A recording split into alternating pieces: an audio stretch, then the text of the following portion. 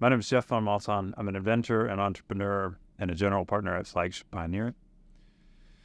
Today I was talking about one of the things that I'm working on, which is to build technologies through which we can do the equivalent of put a carbon mass balance on any field of agriculture for the purpose of rewarding growers for reductions in their carbon emissions and for improvements in their soil atmospheric carbon capture. Now, some of that is complicated, but the implications of doing this in agriculture are amazing. Agriculture today is a gigaton scale source of emissions, and it, of course, has the opportunity to reduce those.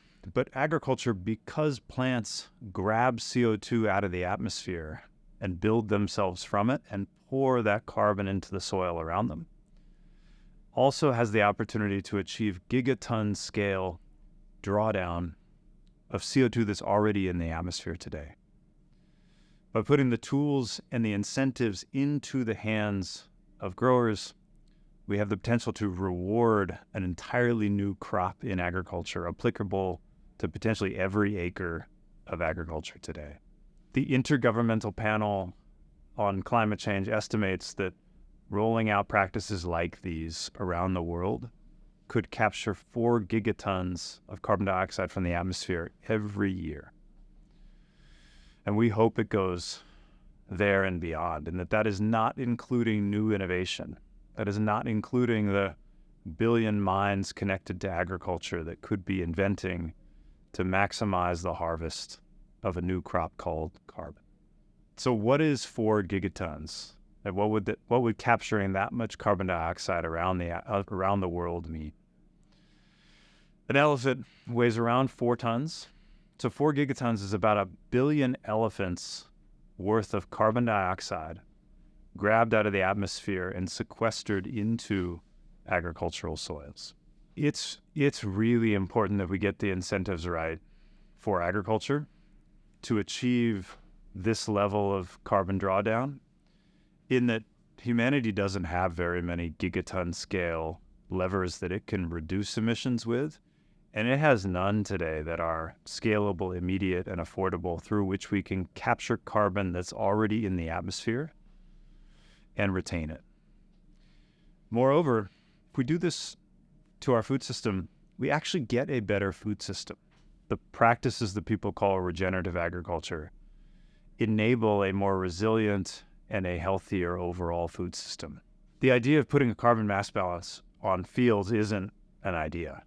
We've been able to do this with our first 2 seasons of carbon harvest, summing to 133,000 tons of CO2 sequestered from the atmosphere and abated in the emissions of growers that work with us. This is ready to scale.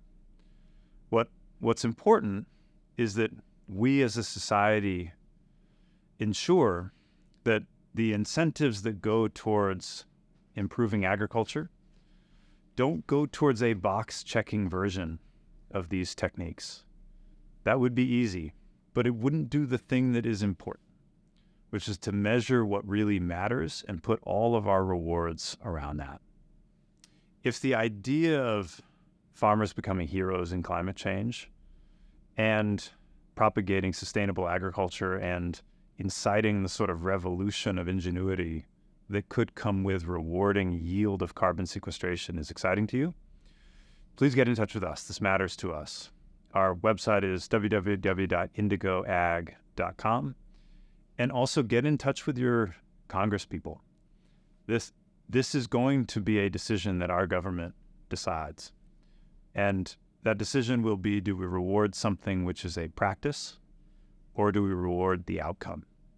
And if you want the food system that rewards landing on the moon, achieving the goal that we all want, then please implore the people that make these decisions to vote for that.